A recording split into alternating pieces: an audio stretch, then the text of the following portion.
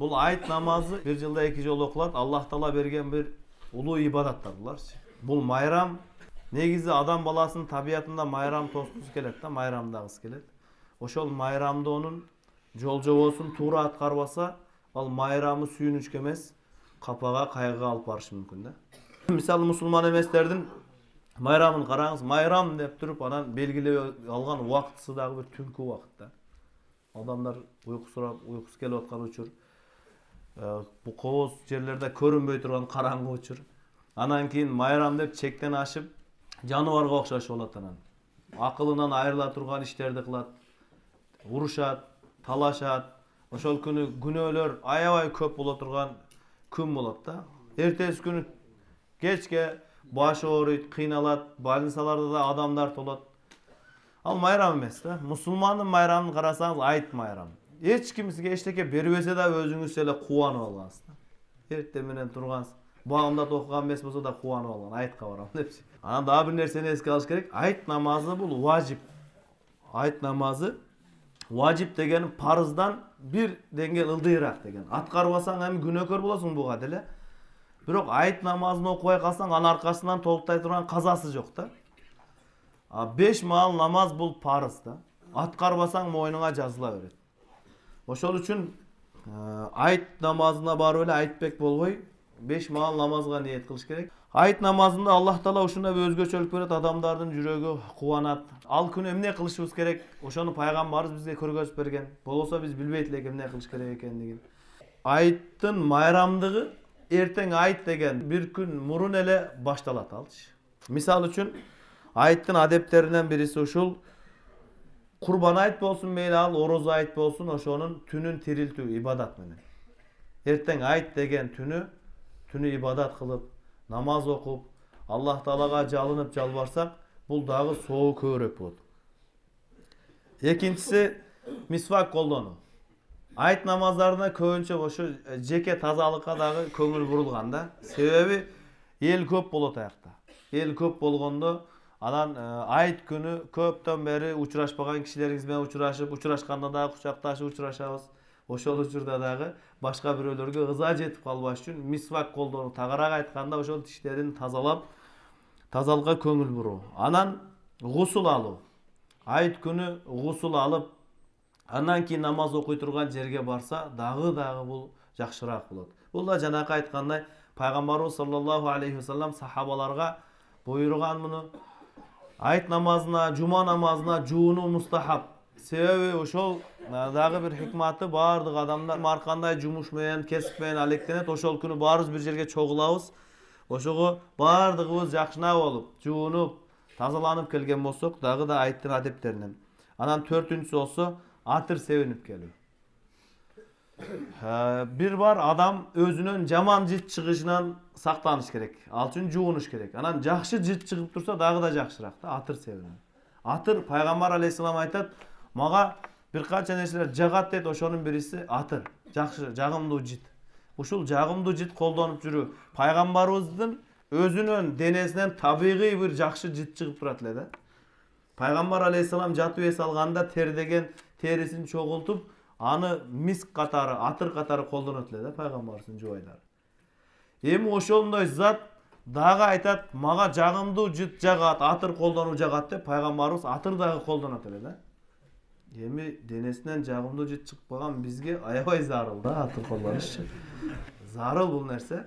Атыр колдонуп жүрүү. Анан дагы бир нерсе көңүл буруш керек. Атыр алганда башкаларга карап алынат да. Өзүңүзгө эле жаккан атырды алып алса болбой калат да. Себеби башкаларга кыйынчылык жетип калат да. Кээ бир адамдар ушундай атыр себинип алат. Анан жагымсыз атырлар бар, 20 сомдук, 50 сомдук атырлар бар. Алардын жыты дагы бир кетпей турган жыт да. Колуңду самындап жуусаң да кетпейт да. Ошол үчүн атырда кымбат болсо, кымбат атыр алсаңыз исраф болуп эсептелбейт болчу. Жагымдуу болсо башкаларга. Имам Абу Ханифа рахматуллахи алейхи ушундай кымбат атырларды колдонот эле. Себеби жакшы жыт. Периштелер дагы жакшы жытка жакындайт да. Ошол үчүн анын атыр колдонгондо бирөөлөргө улашып бирөөгө сүртүп койсо да жакшы болот. Сүртөөрдө сурап коюш керек. Мына бир көрүңүз, жакса сүртөйүн деп. Кээ бирлер анан алып келип колуңду бери тарт дейт да, колуң кармап алат. Сүртө берет да, ушундай сүртөт эми. Кийин самындасаң да кетпей турган болуп калат да. Жакса колдонсоңуз болот деп.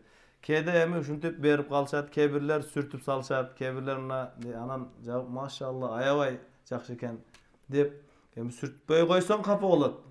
Эмне кылышты билбейсиң. Кээде анан аябай кымбат атыр окшойт. Буга муну сүрткөнгө биз татыксыз окшойбуз машалла деп кайра деришке туура келип калат да. Анан кийин жакшы таза кийимдерин кийип баруу.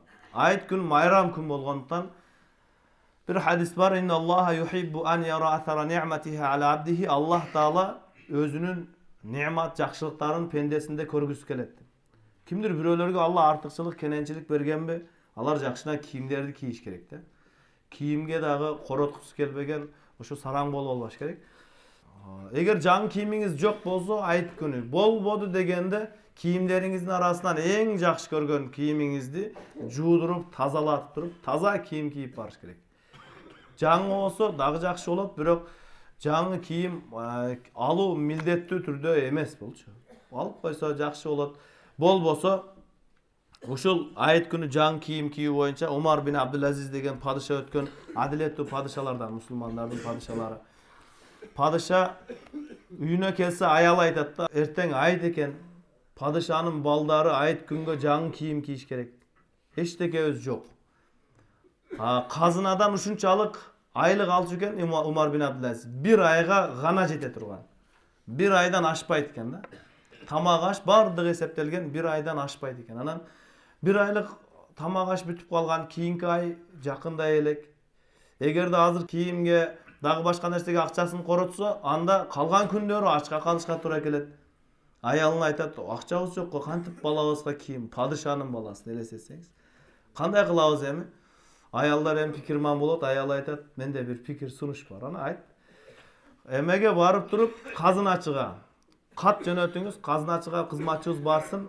Умар бин Абдулазиз алдын ала бир аз акча сурап атат. Кийинки ай иштеп, ошону толуктап берет экен. Кийинки айда ошол карызыбыздан кутулабыз деп кат жазыңыз деп. Макул деп Умар бин Абдулазиз кат жазып казыначыга жиберсе, казыначы каттын аркасына дагы бир жооп жазып жиберип коюптур да. Умар бин Абдулазиз баягы жоопту окуп алып, бизге алганга болбойт экен карыз дейт. Эмнеге, не деп жазыптыр десе, падышам, эгер кийинки айдагы жашайм деп мага бир ишеним кат жазып берсеңиз, анан карыз берейин дептир да. Биз ала албайт экенбиз деп, айт күндү ушундай өткөргөн да, падышалар дагы. Таквачылык. Ошол үчүн ал кишинин доорунда буудайдын даны азыркы курмадай болгон экен да, финиктей болгон экен. Зекет бергенге адам таппай калышкан да. Анан болот да бул. Болсо бир канча адамдар жакшы жашаш үчүн бир-эки адам жакшы жашоодон кетиш керек болуп калат да. Ошондой айт күнү эми жаңы кийим болсо жакшы болот. Болбосо таза, жаңы болбосо дагы таптаза кылып кийинип барган эң жакшы. Андан кийинкиси айт намазынан мурда нафил намаз окуу. Айт күнү майрам болгондугу дагы бир эмес, Аллах Таала айт күнү орозо кармоону тыйган. Айт күнү орозо кармоо арам иш болот. Бул күнөө болот да. Эмне үчүн сен Аллах Тааланын коноктоосунан бет кайдарып атасың. Ошондой эле айт намазы окулганга чейин намаз окуу дагы тыйылган болбойт. Айт намазын окуйсуз, андан кийин үйүңүзгө барып алып өзүңүз билесиз. Айт намаз окулуучу жерге баруудан алдын фитр садаканы берип койсо жакшы болот. Себеби айт намаздан кийин эл дагы, башка кедейлер дагы айттагысы келет. Айт күнү бала чакасына бир жакшы нерсе көтөрүп баргысы келет. Ошол үчүн фитр садакаларыбызды айт намазына чейин берип койгонубуз эң жакшы. Андан кийин орозо айт күнү намаз окулуучу жерге баруудан мурда өзгөчө түрдө курма же кайсы бир ширин нерсе жеп баруу. 30 күн орозо кармадыңыз, эми айт намазына баратканда эң жакшы пайгамбарыбыздын сүннөтү ушундай болот. Так сандагы курма же бир шириндик жеп алып туруп, анан айт намазына барса, ушул жакшы. Ал эми курбан айтта болсо, тескерисинче эчтеке жебей барып, айт курбан айттан кийин бир нерсе жеген эң жакшы болуп эсептелет.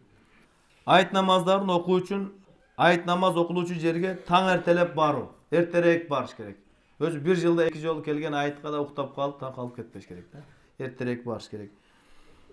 Анан жаш балдар дагы намаз окуучу жерге алып барса боло берет, рухсат бул дагы.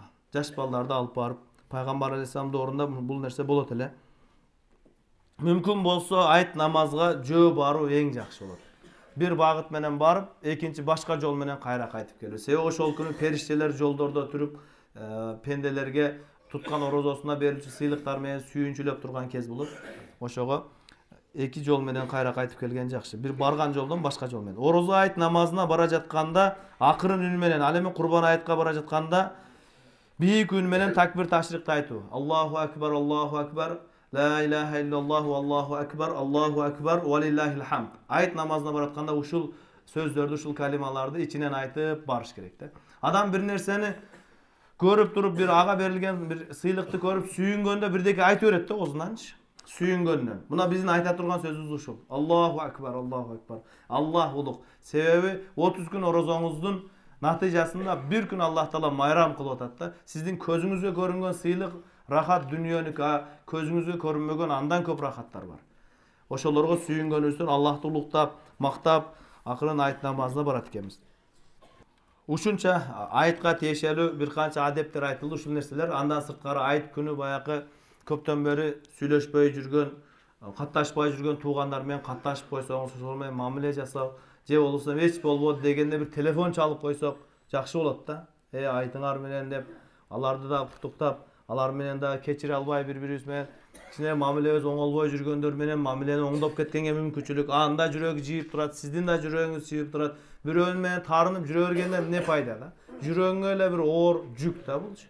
Ошол үчүн айт күнү биз Аллахтан сооп сыйлык алуу менен биргеликте башкаларды да жүрөгүбүз кечирип, жүрөктү тазалап туруп, анан башкалар менен да мамилени оңдоп, бул күндүн майрам экендигин өзүбүз да билип, эмне үчүн үй бүлөбүздө башка майрамдарды биздин майрам эмес эле бир башкалардын майрамын майрам катары билишет да. Күтөт анычы. Айтты азыр билбейт азыр. Айт десең эмне экен, эртең менен атасы намазга кетет, кайра кайтып келет. Болду ошо эчтеке бир өзгөчөлүк жоктугу үчүн балдарыңыз айттын өзгөчөлүгүн билбейт. Ага билдириш керек. Үйгө ошол жая турган дастурконуңуз үчүн айт күнү жайыңыз. Айт күнү балдардын көңүлүн көтөрүп коюңуз. Барып үйдө жакшына бир дастуркон жайып, ошол күнү торт алып келиңиз. Бизде торт десе ушу 31 декабрды эле эстейт да. О торту ушу айт күнүнө алып келе бериңиз. Же үйдө жасатыңыз. Ошол күндө жейилбеген нерселерди ошол күн дастурконуңузга коюңуз. Эмне үчүн майрам деген ушул да. Тамага дастурконуңузду жайнатып, балдар күтсүн да, айт качан болот, орозо качан болот, жума качан болот деген нерселер балдардын жүрөгүнө сүйүү, махабатты, ушунун жакшы көрүү, ислам диндеги өзгөчө амалдарды сезсин. Ана түшүндүрүңүз, кара балам, бүгүн майрам мына. Кара эч ким урушкан жок, талашкан жок, баардыгы жылуу жумшак маанайда.